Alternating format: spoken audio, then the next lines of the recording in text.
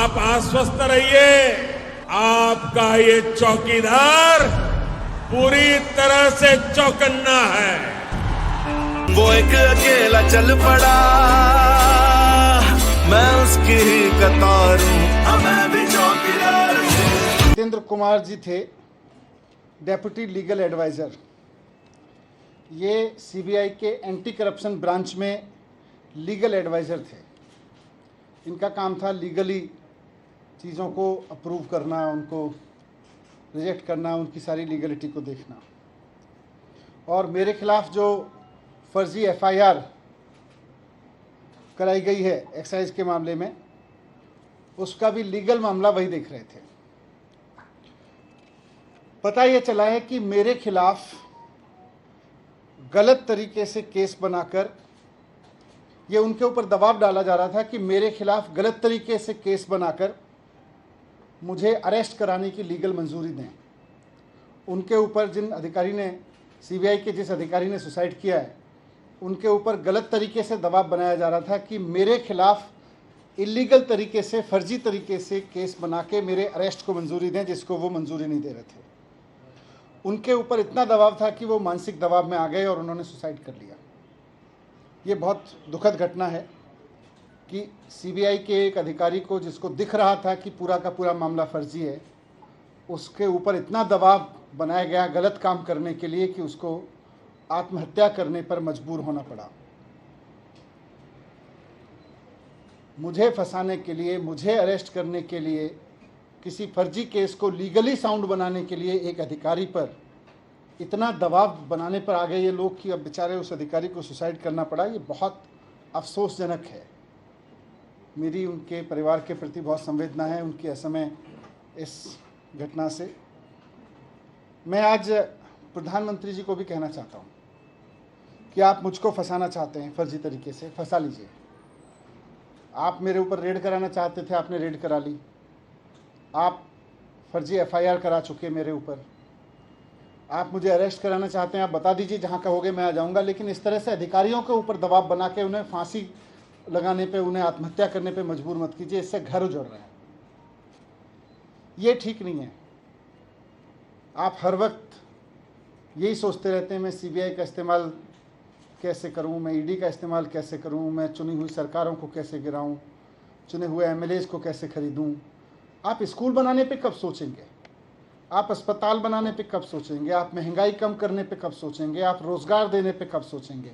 आप केवल यही सोचते रहते हैं कि कैसे सीबीआई पे दबाव बना के चुनी हुई सरकार को गिराऊं विपक्ष की, कैसे चुने हुए एमएलएज को खरीद लूँ विपक्ष के। मैं आज आपके सामने, इस घटना से मैं बहुत आहत हूँ और मैं आपके सामने प्रधानमंत्री जी से 3 प्रश्न पूछना चाहता हूँ। जो सीबीआई के अधिकारी ने सुसाइड किया, जिसके ऊपर बहुत दबाव था कि वो मेरे खिलाफ पूरे के पूरे केस को लीगली साउंड बनाए और उनको आत्महत्या करनी पड़ी जितेंद्र कुमार जी को, उसके सिलसिले में मैं प्रधानमंत्री जी से 3 सवाल पूछना चाहता हूँ कि अधिकारियों पे इतना दबाव क्यों बनाया जा रहा है कि वो आत्महत्या करने जैसा कदम उठाने पे मजबूर हों। आप अपने राजनीतिक विरोधियों को कुचलने के लिए अपनी ही सरकार के अधिकारियों को और कितना टॉर्चर करोगे? दूसरा सवाल है मेरा कि क्या अब भारत की केंद्र सरकार का काम केवल ऑपरेशन लोटस चलाना रह गया है? जिस तरह से राज्यपालों से, उपराज्यपालों से दबाव डाल के उनसे उल्टे सीधे काम कराए जा रहे हैं, जिस तरह से सीबीआई पे दबाव डाल के, ईडी पे दबाव डाल के उल्टे सीधे काम कराए जा रहे हैं, तो क्या अब केंद्र सरकार का काम केवल ऑपरेशन लोटस चलाना रह गया है? ये मेरा दूसरा सवाल है प्रधानमंत्री जी से। और तीसरा सवाल है कि जनता की चुनी हुई सरकारों को कुचलने के लिए और कितनी कुर्बानियां आप लेंगे, ये बताएं। ये बहुत दुखद घटना है। विपक्षी सरकारों को कुचलने के लिए सीबीआई के ऊपर इतना दबाव कि अधिकारियों को सुसाइड करने पे मजबूर होना पड़े, ये इस देश में पहले कभी नहीं हुआ। बहुत दुखद है और मैं उम्मीद करता हूं कि प्रधानमंत्री जी मेरे इन तीनों सवालों को गंभीरता से लेंगे और थोड़ा इस पर सोचेंगे। पीसी की है और उसमें वो आपके ऊपर आरोप लगा रहे हैं और एक स्टिंग ऑपरेशन किया जिसमें आरोपी नंबर 13 का स्टिंग ऑपरेशन दिखा रही है बीजेपी और आरोप लगा रही है कि 6% कमीशन दिया गया। देखो, इन्होंने भारतीय जनता पार्टी काफ़ी दिन से चिल्ला रही है, घपला हो गया, घपला हो गया, कभी 1300 करोड़, कभी 8000 करोड़, कभी 500 करोड़, कभी 144 करोड़, कभी 30 करोड़। फिर सीबीआई से इन्होंने एफआईआर कराई तो सीबीआई ने भी ढूंढ ढांड के दूर से कहीं से स्ट्रेच करके दो कंपनियों के बीच की किसी वाइट डीलिंग को ज़बरदस्ती मेरे ऊपर थोपने की कोशिश की, वो भी सोर्सेज के हवाले से। तो एफआईआर में लिखा, उसके बेस पे मेरे घर पे रेड डलवा दी, घर पे कुछ नहीं मिला। मेरे परिवार का लॉकर तलाश लिया बैंक का, उसमें कुछ नहीं मिला। अब जब सीबीआई से एक तरह से क्लीन चिट मिल गई कि जी इनके पास तो कुछ नहीं मिल रहा, तो अब बीजेपी कह रही है जी देखो सीबीआई नहीं ढूंढ पाई, अब हम स्टिंग करके देंगे। फिर वो कोई सड़क पे चौराहे पे खड़े होकर किसी को गाड़ी पे बिठा के कुछ कहते हैं, उसके कोई सवाल जवाब करते हैं, वो स्टिंग है, मजाक है। तो ऐसे स्टिंग मेरे पास भी है, मैं भी दे दूंगा कल बहुत सारे, फिर आप उसको भी चलाना। Thank you.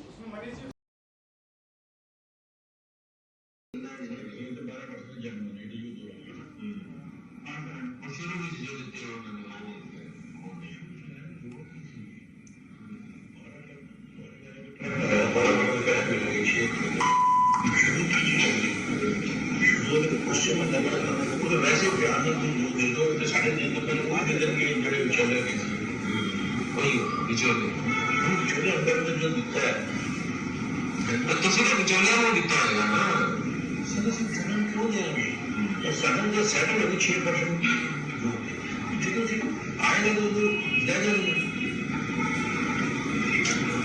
6% आसान करना समझो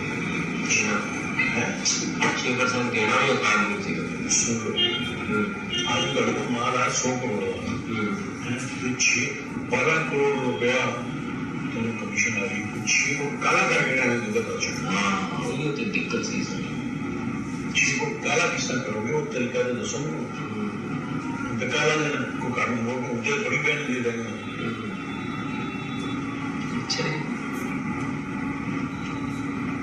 भाई अगर कंपनी 2% या 12% कमीशन जीती किस तरह होगी?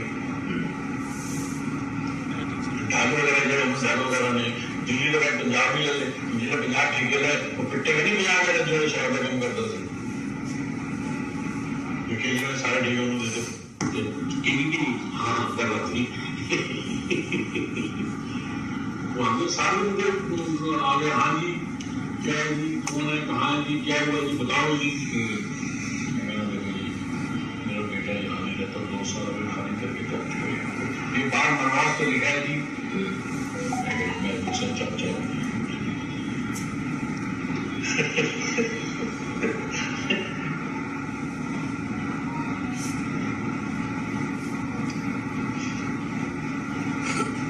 एक वर्ल्ड भी जड़ा ना सारी जाने से आप बोल कुछ नहीं सकते एंटरटेनमेंट ही करना है कोई जगह ठीक है नहीं करेगा गेस कैसे पहुंचे। धन्यवाद। मैं कॉल करिए। आपने देखा हमने आपको कहा था कि ये लाइट तो जला दो फिर। शराब कमीशन और घोटाला एक्साइज नीति को लेकर किस प्रकार से अरविंद केजरीवाल और मनीष सिसोदिया जी ने किया है ये आप सबने देखा है। वैसे तो आप सबने अभी तक आप सब समझ ही गए होंगे कि वास्तविक रूप में इसमें हुआ क्या है। आश्चर्य का विषय यह जो व्यक्ति है मारवा जी, इनके बेटे कुलविंदर मारवा के स्टिंग ऑपरेशन को आपने देखा। इनके बेटे सनी मारवा 13 नंबर अक्यूज्ड है सीबीआई के चार्जशीट में, आरोपी पत्र में। और जो पूरा मोडस ऑपरेंडाई समझाया है उसमें मोटी मोटी बातें क्या है। नंबर 1, आप सोच के देखिए 80% प्रॉफिट हमारा है, मतलब ठेकेदारों का और जो मित्र हैं अरविंद केजरीवाल के, जो मित्र हैं मनीष सिसोदिया के, 80% प्रॉफिट उनका है और राजस्व को केवल 10% मिलना है, बाकी सारा कुछ मित्रों को मिलना है। 1 रुपए के माल के अंदर 80 पैसे हमारे होते हैं, बस 20 पैसे का माल होता है। हमें फिक्स इतने पैसे दे दो, 20 का माल ले लो, जिसे मर्जी बेचो। पहले आप हमें अपना कमीशन दे दीजिए, हमें अपना पैसा दे दीजिए और 20 पैसे का माल उठा लीजिए, उसको आप 80 करके बेचिए। किसे बेचिए? चोरी करिए, उसको गलत तरीकों से बेचिए, इलीगल तरीके से बेचिए, एक का 2 करिए, एक का 1 फ्री करिए, हमें कोई मतलब नहीं है।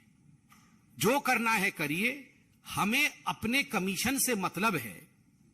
ये अरविंद केजरीवाल की सरकार की नीति रही है। जो ये मारवा साहब थे, उन्होंने कहा कि हम तो कच्ची कॉलोनी में टेंडर ले रहे थे, वहां पर तो जो दुकानें होती हैं वो तो सस्ती की दुकानें होती हैं, हमसे 250 करोड़ रुपए लिए हैं, बड़े बड़े वालों से तो 500-500 करोड़ रुपए लिए हैं। डिफेंस कॉलोनी का उन्होंने उदाहरण दिया। हमसे 250 करोड़ ले लिए, बड़े वालों से तो 500-500 करोड़ रुपए लिए। आलम यह था कि ये जो शराब नीति बनाई गई थी, इसमें 2% से बढ़ा करके 12% कमीशन इन ठेकेदारों का, इन मित्रों का, अरविंद केजरीवाल का किया गया था। आलम यह था कि अगर 1 बोतल के साथ 1 बोतल मुफ्त भी दिया जाए या 1 बोतल के साथ 2 बोतल भी मुफ्त दिया जाए, तब भी फायदा इन ठेकेदारों को हो रहा था। आप सोचिए किस कदर लूट मची थी, किस कदर दिल्ली के राजस्व को लूटने का यहां तांडव चल रहा था। 20 पैसे का मान लो, जो मर्जी करो, सानू फिक्स्ड पैसे दे दो, सरकार का रोल खत्म, जो मर्जी करो, हमें पता नहीं, चोरी करो, जो करना है करो। आपने सुना मारवा साहब को। सबसे बड़ी बात, वहां कोई व्यक्ति था, तीसरा व्यक्ति, जिसने पूछा क्या ये पैसे जो है ये सरकारी खाते में जा रहे थे? ना, ये सरकारी खाते में नहीं जा रहे थे, तो ये कोई लाइसेंस फीस इत्यादि नहीं थे। एक एक व्यक्ति से पहले मालूम पड़ा कि 60-60 करोड़, जैसे इनसे मारवा साहब से 60 करोड़ रुपए लिया होगा अपने व्यक्तिगत कमीशन के लिए। तो मारवा साहब कहते हैं कुछ लोगों से तो 150-150 करोड़ ले लिया है, और ये जो है ये सरकारी खाते में नहीं जा रहे थे, मतलब ये मनीष सिसोदिया के खाते में जा रहे थे, जिसको हम तब से मोटा माल कह रहे थे। मोटा माल 60 करोड़ का किसी से, मोटा माल 150 करोड़ का किसी से। आप सोच के देखिए किस कदर लूट और घपला, दलाली मची हुई थी। यहां पर स्पष्ट शब्दों में मारवा साहब, जिनका स्टिंग हुआ है, वो कहते हैं एक गलती तो बड़ी कर दीजिए इन्होंने, ब्लैक लिस्टेड कंपनियों को बुला बुला करके इन्होंने टेंडर दिया है। मनोज जी बैठे हैं, आदेश जी बैठे हैं, हरीश जी बैठे हैं। डे 1 से हमारे इन नेताओं ने आवाज बुलंद की थी कि ब्लैक लिस्टेड कंपनी को आपने आखिरकार टेंडर क्यों दिया। एक्साइज विभाग में कंप्लेंट किया गया था 2021 में कि एनरिच कंपनी और ये जो इंडो स्पिरिट कंपनी है, इनके रिटेलर्स भी हैं, खाओ गली इत्यादि, ये ब्लैक लिस्टेड हैं, इनको आप मत दीजिए टेंडर। कंप्लेंट के बावजूद मनीष सिसोदिया जी ने टेंडर दिया, क्योंकि मोटा माल मिल रहा था। ये तो बिल्कुल ओपन एंड शट केस है। ये तो खुद मारवा जो इसमें इन्वॉल्व है वो कह रहे हैं। और देखिए सबसे बड़ी बात, यहां खुद मारवा जी कह रहे हैं कि 2% से 12% क्यों बढ़ाया गया। हमने सवाल पूछा था कि 1 बोतल पे जो कमाई होगी, पहले रिटेलर की कमाई जो होती थी, पहले जो ठेकेदारों की कमाई होती थी वो मात्र 2% होती थी। केजरीवाल जी की सरकार ने उसे बढ़ाकर के 12% किया। क्यों किया? तो मारवा जी कहते हैं क्योंकि उसमें से हमें कमीशन केजरीवाल जी को देना था।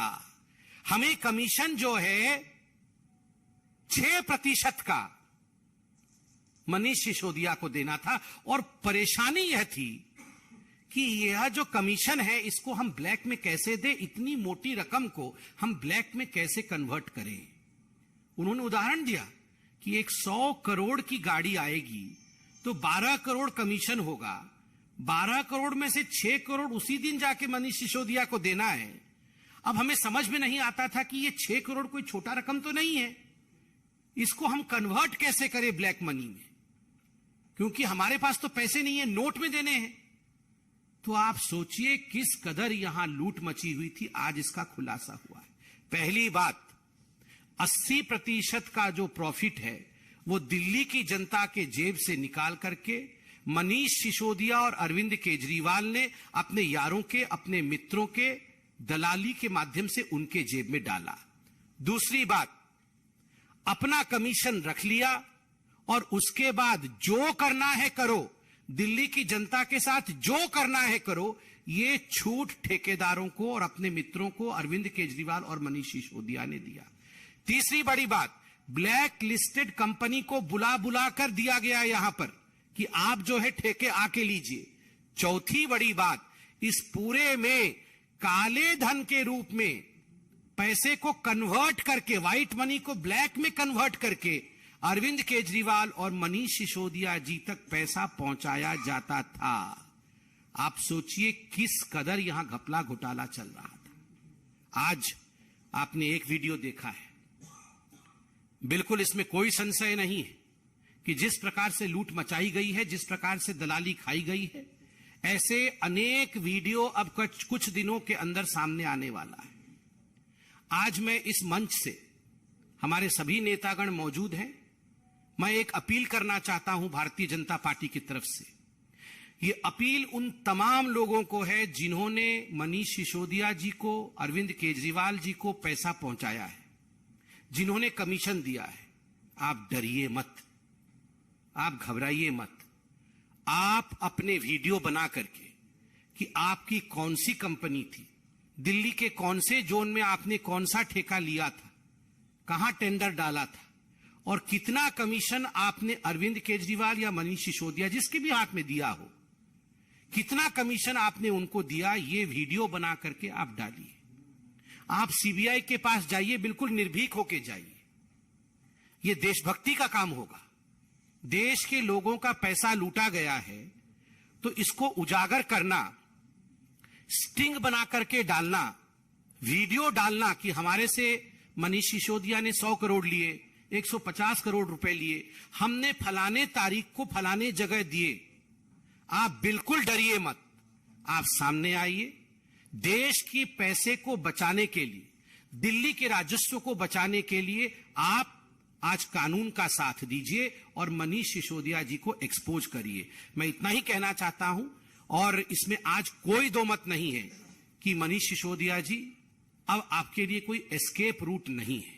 हम आशा करते हैं कि इस पूरे विषय में आप अपनी सफाई देंगे। आदरणीय आदेश जी और मनोज तिवारी जी हैं, इन्होंने शुरू से ही इस लड़ाई को लड़ा है। मैं आदरणीय अध्यक्ष जी से निवेदन करूंगा कि वो आपके समक्ष इसके राजनीतिक विश्लेषण को जरूर रखें।